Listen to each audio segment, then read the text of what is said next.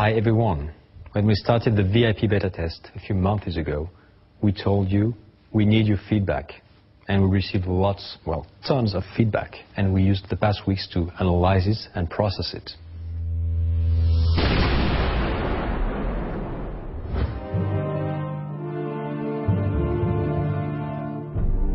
We have implemented many improvements in the game based on your requests. The first point I want to explain is the multiplayer and online component of the game. So we've added the possibility of playing ranked match in arranged teams of 2 or 3 players.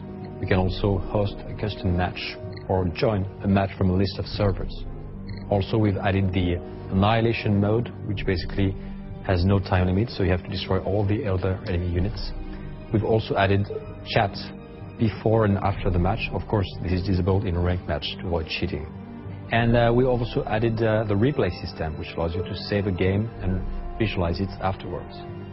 And finally, some obvious bugs like drop hacking have been fixed in the game. We have also incorporated many requests concerning the usability of our in-game interface or gameplay feature. For example, now you have an option to leave the production menu open at all the times.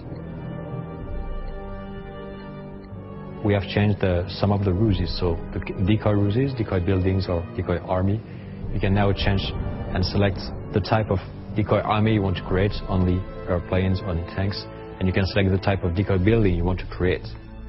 Also, we have improved the upgrade system, which was not really clear, so now the interface has been simplified, clarified. And finally, you can now set a different camera angle and still move and preserve this angle as you navigate into the map. Then we processed all your requests concerning the behavior of units. One of them was the request to have a hold fire control to maximize the efficiency of ambush situation. The thing is, somehow it would complexify our in-game interface, or it would contradict the creative vision we have in the game. So what we did instead was to fix the behavior of these units to make them wait and react differently in ambush situations. Also, there were some requests to improve the behavior of airplanes, avoiding them to rush into enemy defenses. So this has been tuned as well. And you can also have your airplane to return to the base using the stop command with the E key by default.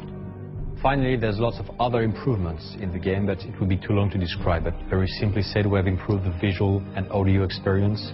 We have new main menus in the game, and you can also play bigger maps, of course, with the new content of the open beta, so you can play huge 8-player maps, even 1 versus 1 if you want to. The next topic is that we didn't have the time to integrate some of the features, but still, they will be present in the final game master when the game is released.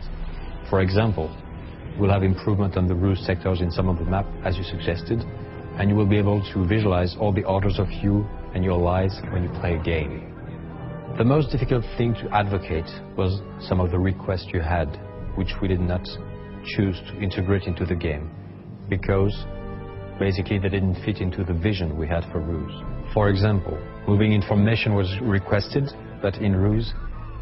different units have different moving styles, so tanks are going to move cross-country, infantry are going to use roads, so it doesn't make really sense to have this specific formation for all the units, especially as infantry can enter forests, for instance, while tanks cannot.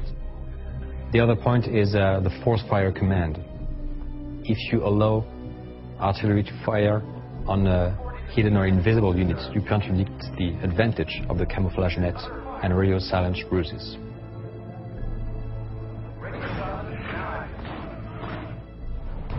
And finally, some requests to add customizable hotkeys or to have very detailed landmines, trenches, somehow contradicts the strategic vision of R.U.S.E., and we don't want to go into the micromanagement in this game.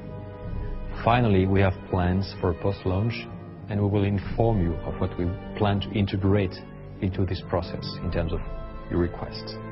So thank you for your attention, and especially big thanks for your feedback. I hope you appreciate how we integrated into the game, and we really expect you to give us more feedback with the open beta test. Thank you.